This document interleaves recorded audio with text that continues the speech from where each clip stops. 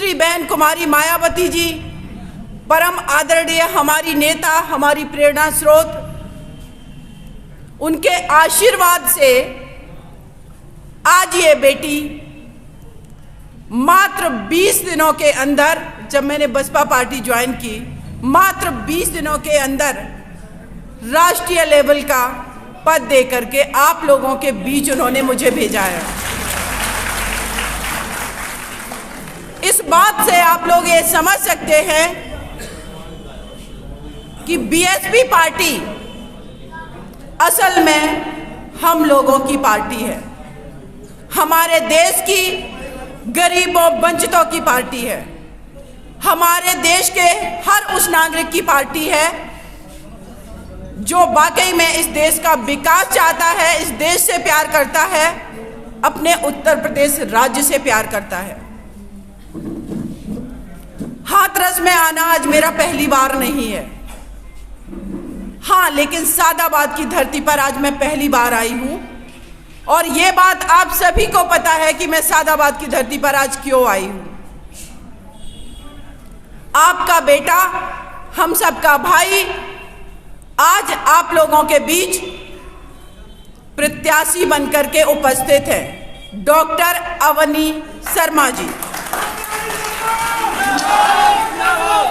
ये जो आपका बेटा है, ये जो आपका भाई है, इसके लिए आज आपकी बेटी और आज आपकी ये बहन अनुरोध करती है कि आप अपने वोट का सही मायने में प्रयोग करके इनको आपको 2022 में विधानसभा हर हाल में भेजना है।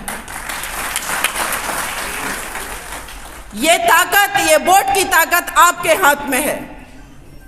आप अगर इनको विधानसभा भेजेंगे, सुश्री बहन मायावती जी 5वीं बार उत्तर प्रदेश की मुख्यमंत्री बनेंगी, उत्तर प्रदेश का विकास होगा और आपकी ये जो बेटी आज मंच पर खड़ी हुई है, जिसको उन्होंने आज राष्ट्रीय पद दिया है, आप ये चीज मत भूलिए कि आपकी बेटी भी ये उन्नति करेगी। आप लोग यही चाहते हैं ना? तो मैं आप लोगों से ये अपील करती हूं कि जो 20 तारीख को चुनाव है, 79 ये विधानसभा है, सुबह सबसे पहले जाकर के अपने वोट का सदुपयोग करें। अब मैं हाथरस जिले की बात करती हूं। पहली बार मैं हाथरस जिले में तब मैंने कदम रखा था जब दिल्ली में बैठ करके रात के करीब 2:30-3 बजे हम टीवी चैनल पर, यूट्यूब पर एक बात देख रहे थे, एक दर्दनाक मंजर देख रहे थे। वो मंजर यहाँ खड़े हर व्यक्ति को पता है। वो मंजर था इस देश की 49% जो महिलाओं की आबादी है, उसकी अस्मिता को जलाने का मंजर था, जो हम सब ने देखा। वो मंजर वो था, वो सिर्फ एक डेड बॉडी को नहीं जला रहे थे मनीषा वाल्मीकि को, वो आप जला रहे थे दलित समाज की अस्मिता को, उनके स्वाभिमान, उनके गरिमा को। इन सबको, इन सारी चीजों का अपमान का बदला आप कैसे लेंगे?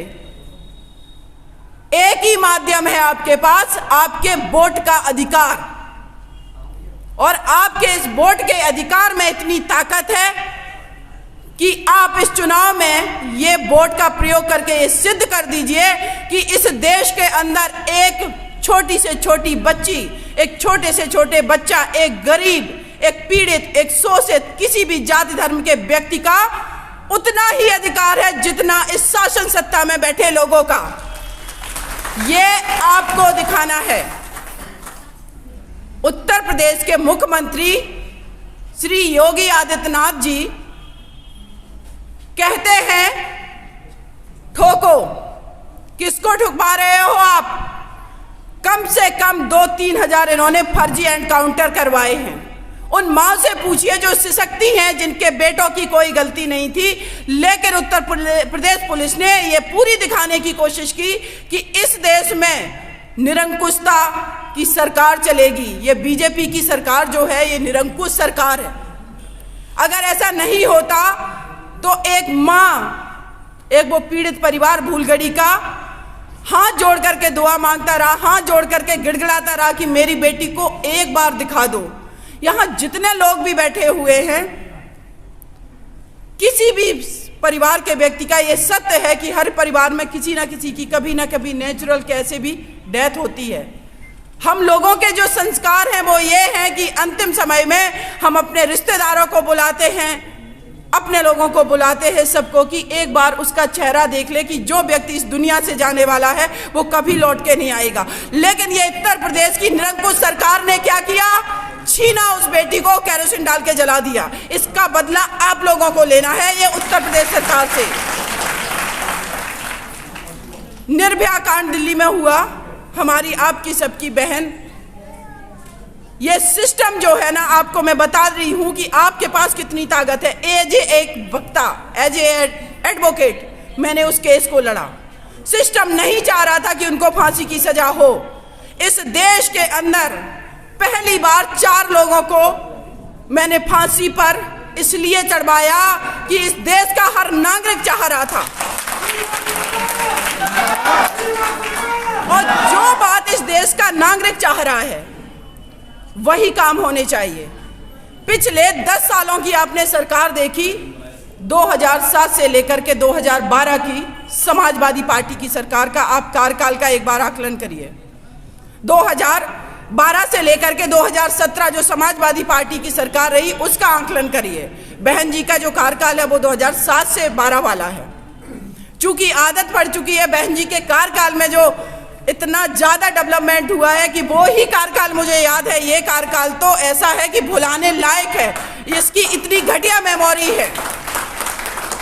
तो 12 से लेकर के जो 17 वाला कार्यकाल है, हमारे उत्तर प्रदेश में जब बेटियां रोड पर निकलती थी या कोई भी दलित, पीड़ित, शोषित, वंचित व्यक्ति निकल रहा है या किसी भी समाज का व्यक्ति निकल रहा है, समाजवादी पार्टी के जो लोग हैं, जिनको कहेंगे कि गुंडागर्दी चरम पर थी, मोटरसाइकिल से लोगों को थप्पड़ मारते हुए, बेटियों की चुन्नी खींचते हुए निकल जा रहे हैं। और समाजवादी पार्टी के जो प्रमुख हैं श्री मुलायम सिंह यादव जी कहते थे जब रेप की घटनाएं होती हैं कि बेटों से गलती हो जाती है। एक बेटी की अस्मत लुट रही है, एक बेटी को मर्डर कर दिया जा रहा है, आप कह रहे हो आपके बच्चों से गलतियां हो जा रही हैं। ऐसी मानसिकता के लोग हैं ये। माफियागिरी चरम पर थी। आपने सुना होगा एक बेटी उत्तर प्रदेश में आईएएस थी, दुर्गा शक्ति नागपाल। उसने जब खनन माफियाओं को रोकने की कोशिश की, उसको इन्होंने फर्जी केस में फंसा करके आधे घंटे में सस्पेंड कर दिया। पूरे उत्तर प्रदेश का आम नागरिक रोड पर था और केंद्र सरकार ने उनको वहां बुला लिया। ये इस तरीके के लोग हैं, ये काम नहीं करने देना चाहते हैं। 2013 के आपको दंगे याद होंगे। उत्तर प्रदेश का आम नागरिक रोया है। 2000 जब में दंगे हुए, 2013 में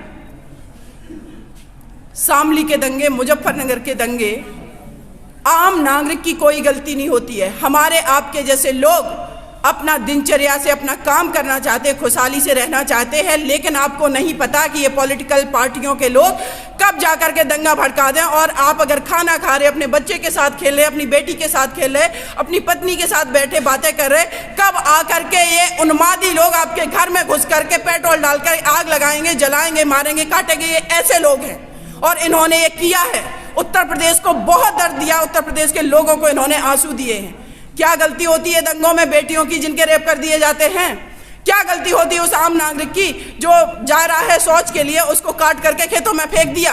क्या ऐसा उत्तर प्रदेश, क्या ऐसा देश चाहते हैं हम? नहीं। लेकिन वही अगर हम बात करते हैं 2007 से लेकर के 12 का कार्यकाल याद करिए। हमारी बहन सुश्री मायावती जी जब भी भाषण देती हैं, कभी कभी जातिगत दंगे की बात नहीं करती हैं, कभी भी वो धार्मिक दंगे की बात नहीं करती हैं, कभी भी वो उन्माद देने वाले भाषण का प्रयोग नहीं करती हैं। वो बात करती हैं सिर्फ और सिर्फ विकास की।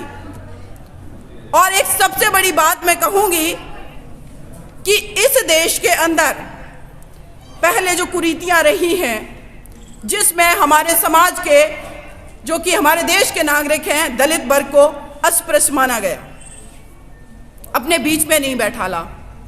लेकिन जब मानवर कांसीराम जी ने बहुजन समाज पार्टी बनाई और बहन जी सुश्री मायावती जी पहली बार सत्ता में आई। आप उनकी कार्यशैली का एक बार आकलन करके देखिए कभी। आज वो बेटी जो खुद शोषित पीड़ित वंचित थी, जब वो सत्ता में बैठती है तो वो किसकी बात करती है? आपको नारा याद होना चाहिए, सर्वजन हिताय सर्वजन सुखाय। क्योंकि बहुजन समाज पार्टी का उद्देश्य इस देश के हर नागरिक का डेवलपमेंट करना है, चाहे वो जनरल कैटेगरी का हो, चाहे वो ओबीसी का हो, चाहे दलित हो, चाहे माइनॉरिटी हो, चाहे महिलाएं हो। और ऐसा ही उन्होंने प्रूव किया है। आज मैं देखती हूँ, जिस दिन मुझे सतीश चंद्र मिश्रा सर ने पार्टी ज्वाइन कराई, मैं उनको देख रही थी, उनका लिबरल स्वभाव है। कुछ लोग कहने लगते हैं, मैं कहती हूँ हमारे देश का हर नागरिक है। लोग बातें करते हैं, कोई यहाँ से आया, कोई वहाँ से आया। अरे मैं तो कहती हूँ मेरा भारत इतना बड़ा हृदय वाला है कि जो भी जहाँ से आया हमने अपने भारत में समाहित कर लिया, अपना लिया। हम ऐसे लोग हैं और वही सिद्धांतों पर बहुजन समाज पार्टी चल रही है। 4 दिन पहले समाजवादी पार्टी का और 4 दिन पहले ही बीजेपी पार्टी का घोषणा पत्र आया। मैं एक चैनल पर बैठी थी, लोग कह रहे हैं, बहन जी, मीडिया वाले पर्सन पूछ रहे हैं कि मैडम आपकी बहन जी कोई घोषणा क्यों नहीं करती हैं, वो कोई अपना मैनिफेस्टो क्यों नहीं निकालती हैं? तो आप लोगों को पता होना चाहिए, हमारी बहुजन समाज पार्टी का जो मैनिफेस्टो है वो है हमारे भारत का संविधान, जिसको बीजेपी खत्म करना चाह रही है। क्योंकि संविधान ने ही हमें वो अधिकार दिए हैं, संविधान ने ही आम नागरिक को वो अधिकार दिए हैं, जीने का अधिकार, खाने पीने पढ़ने लिखने का अधिकार, स्वतंत्र रूप से घूमने का अधिकार। यही सब तो नहीं आपको देना चाहती है बीजेपी पार्टी, और ये सब जो दिए हैं हमारे संविधान ने, उन सबको छीनना चाहती है। अगर आप लोग वाकई में चाहते हैं कि आज तो थोड़ी स्थिति कहेंगे कि बेटर है भी, लेकिन भविष्य की कल्पना करिए, अगर ये बीजेपी पार्टी दोबारा से सत्ता में आती है,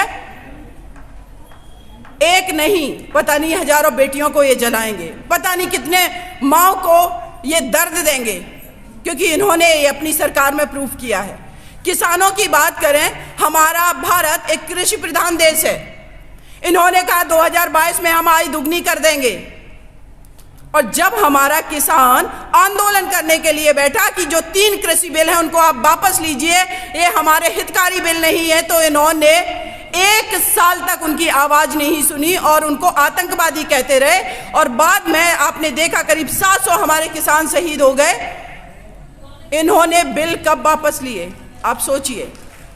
लखीमपुर खीरी में दिन दहाड़े हमारे किसान रोड पर आंदोलन करते हुए चल रहे हैं, और बीजेपी पार्टी के निरंकुश मंत्री का बेटा आकर के उनको रोनता हुआ चला जा रहा। ऐसा इन्होंने माहौल उत्तर प्रदेश में बना रखा है। बहन जी की शासनकाल की बात करें, इस देश का गरीब, दलित, पीड़ित हर वर्ग का व्यक्ति फक्र महसूस करता था। फ्री में एजुकेशन उन्होंने दी, लेकिन समाजवादी पार्टी की जब सरकार आई बंद करवा दिया। स्कॉलरशिप जिसको हम वजीफा बोलते हैं, वो देने की कोशिश की कि हमारा युवा, अगर कोई बच्चा है उसका माँ बाप उनको पढ़ाना चाहता है तो उसको सोचना ना पड़े कि हम फीस के पैसे कहाँ से लाएंगे। कभी किसान है, कभी ओले पड़ गए, कभी सूखा पड़ गई, एग्रीकल्चर में पैदावार नहीं हो रही है। इन्होंने जो नोटबंदी की उससे फैक्ट्रियां बंद हो गई, लोगों के आय के सोर्स, जो आय का संसाधन थे वो बंद हो गए, तो पैसे कहाँ से लाओगे? ऐसे में सरकार की जिम्मेदारी ये होती है कि वो आपके बच्चों को फ्री एजुकेशन दे, फ्री चिकित्सा दे। बहन जी ने वो करके दिखाया, लेकिन बहन जी ने जब किया तो समाजवादी पार्टी और बीजेपी सरकार ने उन चीज़ों को बंद ही नहीं किया, बल्कि उनको तो महंगा करते चले गए। आज ये समस्या है हमारे देश के अंदर कि आज अगर आम नागरिक ये सोचे कि जाकर के अपने बच्चे को एक अच्छे इंस्टीट्यूट में पढ़ा ले, तो उसके लिए बिना कोचिंग के जाना मुश्किल है। कहाँ से 1-2 लाख रुपए वो कोचिंग के लिए लाएगा? इतनी सारी समस्याएं हैं, और इन समस्याओं का समाधान अगर कोई कर सकता है तो वो एक ही मात्र पार्टी है, बहुजन समाज पार्टी। 2007 में जब बहन जी सत्ता में आई, 23 लाख नौकरियां भरी, भर्ती की। आज आज हमारा युवा रोड पर बैठा रोजगार की मांग कर रहा है। उत्तर प्रदेश के अंदर जनरल कैटेगरी की जो वैकेंसी थी, दुराचारपूर्ण भावना से समाजवादी पार्टी ने रोक लगा रखी थी। बहन जी आई तो उनको भरा उन्होंने। पुलिस डिपार्टमेंट में करीब 1,40,000 भर्तियां की, एक्सप्रेस वे बनवाए, कितनी सारी ऐसी योजनाएं चलाई उन्होंने, मेडिकल कॉलेज बनाए, हर डेवलपमेंट किया, महिलाओं को सुरक्षा दी। किसी भी समय आपकी बेटी रात में घूम सकती थी। लेकिन ये सरकारें जो है, पिछली 2 सरकारें, इनका कार्यकाल आप देखेंगे, वर्णन करेंगे, आप खुद ही महसूस करेंगे। क्या आप चाहते हैं कभी कि आपके घर की बेटी को भी मनीषा वाल्मीकि की तरह ये लोग गैंगरेप करके, मर्डर करके उसको रात में जलाएं? वाकई में अगर आप लोग, हम सभी लोग चाहते हैं, नहीं चाहते ना आप लोग, तो आप आज ये प्रण करिए, हमसे ये वादा करिए कि आपके बीच में जो आपका भाई खड़ा हुआ है, इसको आप अवश्य वोट करेंगे, मेरे अनुरोध पर वोट करेंगे। और ये भाई जो हैं, ये आपको प्रूफ करके दिखाएंगे, आपके बीच 24 घंटे रहेंगे। और साथ में अगर कभी भी जरूरत पड़ी, इन भाई के मैं संपर्क में रहूंगी। हमारे जो जिला अध्यक्ष जी हैं, यहाँ पर विधानसभा अध्यक्ष हैं, ये सारे हमारे जो कार्यकर्ता पदाधिकारी हैं, इनके माध्यम से मैं आप लोगों के बीच लौट के जरूर आऊंगी, क्योंकि आप लोगों ने मेरा काम देखा है। मैं जो ठान लेती हूं वो करती हूं। आपने इसी हाथरस की धरती पर प्रशासन कैसे झुकता है, ये आप लोगों ने देखा है। एडीएम हाथरस में जो थे, जिनसे हमारी लड़ाई हुई थी, हम लोग एक्चुअल में, आप लोग, हमारे देश की जनता, असली शासक आप हैं। आप ही सत्ता में बैठालते हैं। और आप इस भाई को भेजेंगे, अगर डॉक्टर अवनी शर्मा जी को अगर भेजेंगे, तो बहन जी को आप भेजेंगे, 5वीं बार मुख्यमंत्री बनाएंगे और हम सब लोग खुशहाल होंगे। और ये उत्तर प्रदेश समृद्ध होगा और देश में लॉ एंड ऑर्डर, हमारे उत्तर प्रदेश में लॉ एंड ऑर्डर की स्थिति ठीक होगी। यही आप लोगों से मैं विनती करती हूं। और साथ ही साथ कहूंगी कि अपने घर की बेटियों की सुरक्षा की जिम्मेदारी अगर आपने सरकार बना ली बीएसपी पार्टी की, तो शायद आप निश्चिंत होकर के अपने घरों में बैठ पाएंगे और आपकी बेटियां, आपके बेटे घूमेंगे, पढ़ेंगे, लिखेंगे। और वाकई में जो हमारा संविधान कहता है कि लोक कल्याणकारी राज्य क्या होता, उसकी स्थापना होगी। दंगों वाले राज्य की स्थापना नहीं होगी, ठोकने वाली रीत की स्थापना नहीं होगी, गर्मी निकालने, सर्दी निकालने वाली लोगों की मानसिकता वाली स्थापना नहीं होगी। ये उत्तर प्रदेश को हम लोग समृद्ध और एक बहुत ही सशक्त अच्छा प्रदेश बनाएंगे। बहन जी की सरकार को हम लोग 2022 में लाएंगे। जय भीम, जय भारत। अगर आप चाहते हैं गरीब हर वंचित इंसान की आवाज आप तक पहुंचे, तो हमारे चैनल को सब्सक्राइब करें और बेल आइकन का बटन दबाना ना भूलें। देखते रहिए बहुजन हलचल न्यूज।